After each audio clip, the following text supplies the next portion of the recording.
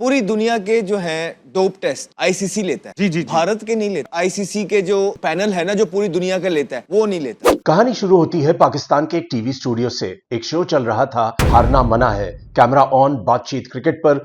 और तभी पूर्व क्रिकेटर अहमद शहजाद एक बड़ा दावा कर देते हैं। वो कहते हैं दुनिया के क्रिकेटरों का डोप टेस्ट तो आईसीसी कराता है, लेकिन भारतीय खिलाड़ियों का नहीं। उनका टेस्ट तो बीसीसीआई खुद कराता है। बस यहीं से सोशल मीडिया पर बहस छिड़ जाती है, क्योंकि अब तक डोपिंग की चर्चा ज्यादातर एथलेटिक्स, वेटलिफ्टिंग या साइकिलिंग जैसे खेलों में होती थी। लेकिन अब सवाल उठ रहा था, क्या क्रिकेट भी इस बहस में आ गया है? पहले समझिए डोप टेस्ट होता क्या है। डोपिंग टेस्ट दरअसल एक मेडिकल जांच होती है, जिससे पता चलता है कि खिलाड़ी ने कोई बैंड सब्सटेंस तो नहीं लिया, ऐसी दवा जो ताकत, स्टैमिना या रिकवरी को आर्टिफिशियली बढ़ा दे। दुनिया में यह नियम बनाती है वाडा, world anti doping agency. Bharat में टेस्टिंग की जिम्मेदारी है NADA, national anti doping agency की। लेकिन कहानी में ट्विस्ट यही है। करीब 14 साल तक भारतीय क्रिकेट नाडा के दायरे से बाहर रहा। बीसीसीआई का कहना था कि वो सरकारी फेडरेशन नहीं है, इसलिए उस पर नाडा लागू नहीं होती। लेकिन इसका मतलब ये नहीं था कि टेस्ट होते ही नहीं थे। असल में बीसीसीआई ने टेस्टिंग का काम एक इंटरनेशनल एजेंसी आईडीटीएम को दिया हुआ था, जो सैंपल्स कलेक्ट करती थी और उनकी जांच